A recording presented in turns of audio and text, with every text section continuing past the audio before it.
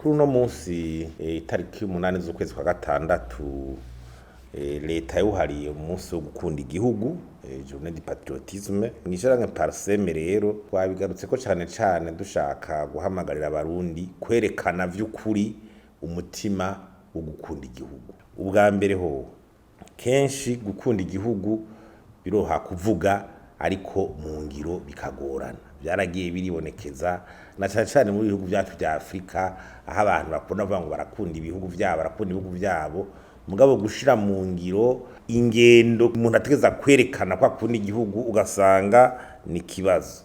Hari ibintu rero byagiye birabarurwa n'abahinga batari bake utegeza kugira igihugu cerekanwe ko ugikunda. Ubwa mbere hari gukunda igihugu mu mbibe zaco uko Imana yakiguhaye, ubutaka bwaco, ururimi uko nyene kiba cubatse nibicerekana idarapo iki ivyo birumvikana. Mugabe ikiri gihambaye bakubwira ati mu gukunda igihugu nukumenya ko ugisangiye n'abandi. Ni wakunda igihugu temera kugisangiye n'abandi kandi abo bandi mu gisangiye bafise uburenganzira bwo kukibamwo nkawe uzobura umwangushi nta gihugu uzobukunda. Ico gituma rero gukunda igihugu utegeza kwiyamiriza ibintu bikurikira. Hari ico bita ikumira. We ntuzokunda igihugu ugira ikumira uko rifatiwe ryose. Uragira ikumira rifatiye ku ntara, ku miryango, rifatiye ku bwoko, rifatiye ku madini, rifatiye ku migambwe. Ukundwa akaza bari mu mugumwe muri abo nta gihugu bukunda. Cyane kabonekera nko muri ibiro kunda kuvuga ari nk'amasoko canke ubuzi, ugasanga ari nk'amasoko ya leta, ubuzi ushaka kubihereza umugwi gendana mu mugambwe, mu bwoko, mu ntara, mu muryango, ugakusa ukunda umuryango wawe mu maraso canke n'ibindi. Nta gihugu bukunda. Igihugu rero umenya ko ugisangiye n'abandi. Nico gituma baca baza kimwe bita ati na tolerance politique. Nukumenya yuko igihugu bamaze kuvuga ko kiri muri demokarasi kiri mu ntwaro rusange kizovugirwamwo abantu by'ivyiyumviro bitandukanye. Unaniwe kwihanganira uwo mutumva ibintu kumwe mucancare muri politiki nta gihugu bukunda. Ushaka gushira imbere wewe wenyine nta gihugu bukunda. Kubahiriza agateka kazina muntu utabishira imbere nta gihugu bukunda. Uhohotera ubuzima bwa kirema muntu utorotira upfungira abantu busa ugira iki nta gihugu bukunda. Ucugenda hejuru kumbure warenganjana wahohoteye abantu urakunda igihugu. Nta gihugu ubukunda muri uwo mwanya. Udashobora kumva ati abo tasanga ivyumviro n'abarundi nkanje na bene gihugu nkanje turasangiye uwo muvyeyi nta gihugu ubukunda. Mu gihe wizizitiwe n'ingeso z'ibiturire, mu gihe wizitiwe no kunyuruza amatungo y'igihugu ya leta, mu gihe wizizitiwe nabyo bita enrichissement illicite gutunga umurengera ukamengo iby'igihugu wo bijya wenyene ukanyurwa no kufisa amazu angahe 10 nangahe 20 wakana hariya utovuga niyo yakuye kandi yavuye mu mitsi y'abarundi canke yavuye mu mitsi y'abenegihugu kubera ibyo wasahuye ngo bakwemere kunywa unywera heza ugendera mu modoka za mbere nziza uhindagura. Naho nta gihugu bukunda. Ngubu wa mbere uzuratanga ngo uri kuratanga imfashanyo ngo uri kuragira gute ngo ko niyo kandi ukuragisahura. Wewe uzogenda wewe nk'imiliyaridi 100 uca ufata imiliyaridi 5 cyangwa umuliyaridi umwe ngo uri kuragura ibintu ngo wereka abantu ko ukunda igihugu ngo uri kuragikunda ntaco bukunda. Niwe bita blanchiment. Muri bihugu by'iwacu bikenye turakunda guhendwa n'abantu. Abantu bazoza ngo berekane ibi na biriya kumbe biriko birava mu mutungo w'abantu bato. Ugasanga umuntu karicara hejuru ahindura amamodoka uko ashatse agira gute ngaye kandi atokwerekana iya bikuye. Bakubwira ati declaration de birage ugasanga ntunavyumva kandi wategeza gukurikiza amategeko. Gukunda igihugu rero kandi nukuba wubaha n'amategeko yacu ugasonera amategeko l'état de droit. Ni ibintu rero bikomeye cyane. Umaze kuba umuntu atubaha amategeko utumva itegeko rivuga ngo urarirengeye ngo uragize iki aho nta gihugu uba ukunda.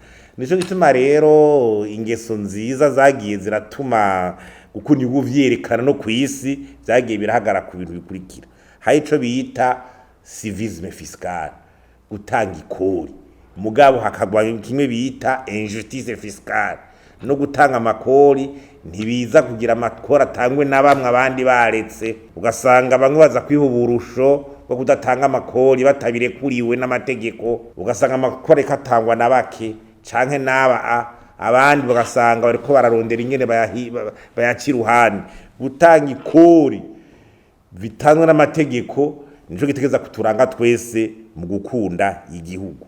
Igikurikira ni respect de la bonne chose, de la gestion de la chose publique, gubaha ikintu cose c'igihugu, ubutunzi bw'igihugu, amafaranga ya leta, ubutunzi bw'igihugu, nico kintu giranga gukunda igihugu.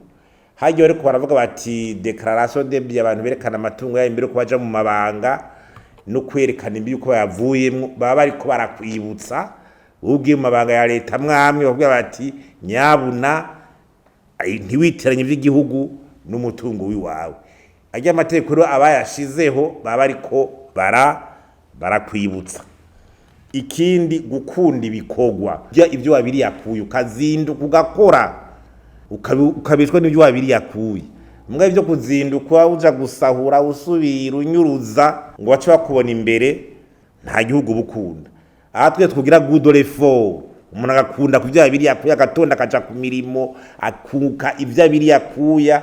Uri umudandazo ukareka speculation, uri umucyo ukagira iki, uri umukozi wa leta ukavuga mu gitunga gihugu neza, aho umuco gukora igihugu woba uriko uriyongera. Ikindi ni demokrasi. Demokrasi ni ukuvuga yuko igihugu kibamwo abari ku butegetsi n'abatavuga rumwe nabo, ariko bose bakaba ari abantu b'abarundi, biremewe n'amategeko. Igihe rero tuzoba tukiri mu gihe kudasangira nko nabivuze, bamwe bari muri opposition abandi bari mu butegetsi, ugasanga no gushihana, no kuryana, no gutukana, no kwicana, no gukumirana, nta gihuza turiko twerekana ko dukunda. Ikindi ni meilleure répartition des revenus, usabikanye n'ubutunzi bw'igihugu ntibuherere mu kagwi k'abantu kamwe. Ikindi n'ubutungane, guharanira ubutungane kuri bose, abantu ntibanyagwa ivyabo, abantu ntibanyagwa amatongo yabo kusa, umuntu ntanyagwe utwiwe, abura aho yitwara, ubutungane ntibumutunganirize. Umuntu akaza mu gihugu akabura aho yitwara canke yitwaye akarenganywa, ubutungane bukaraba hirya, ababuza abantu cyangwa amatohoza ntabe, abakora ibyaha bimwe mugasanga ubutungane burabatinye. Ivyo byose ni ibintu bituma umutima ukora igihugu utera ugabanuka. Nico gituma ubutungane ari ikintu ca mbere kiza kuvomera umutima gukunda igihugu wa beneco. Turavye rero ingene umukuru w'igihugu aheruka gutera kama abarundi mu ntumbero nshasha y'ibihumbi 2040 2060 vyo 2040-2060, ubwo ko abarundi twiteguye, turiko turitegura ku buryo iyo ntumbero twishikira. Wa mutima wo gukunda igihugu utahagiye tuzoshikira intumbero ntibishoboka. Ibyo twariko turavuga vyose, uyu mutima gwikunda w'ubiturire, utatora mugenza ngo numusange y'ivyumviro w'akarenganyo, wakirite ya mediocrité. Burya iyo uri kuraha amabanga mu kazi ka leta umuntu atabishoboye, nta gihugu bukunda. Wowe urumva uhaye amabanga umuntu kubera inyungu ziwawe, kubera ari mwene wanyu, kubera ari umunyamugambwe wawe, kubera ari inshuti yawe, kubera muva mu ntara imwe, kubera ibyo azoheza ngo agusubize. Nturabe za nyungu z'igihugu akamara azomarira igihugu, aho nta gihugu bukunda. Nico gituma tuvuga tuti uravye nk'aya maprojet rimwe amererwa nabi yarazi kugira akamaro abarundi, ugasanga umuntu umwe bamuhaye amabanga yishi projet yokiza abarundi benshi, ukumuhaye amabanga ugasanga baravye ibindi. Aho uri hose utemera culte du meilleur, ukemera ko umuntu agusumbya mu gihugu, ugusumbya ubumenyi, ugusumbya ikintu kwa kuja imbere ku nyungu za benshi, nta gihugu bukunda. Nico gituma ibihugu byacu vya Afrika biguma mu bukene, vyuzuranye ubutunzi kama bwinshi gusumba n'ibindi, tukaguma inyuma kubera izi ngendo mbi tudaheba. Mugabo twishira imbere ngo turakunda igihugu, turagize iki, tuba turiko turabeshanya, turakwiye guhinduka, tuba turiko turabeshanya.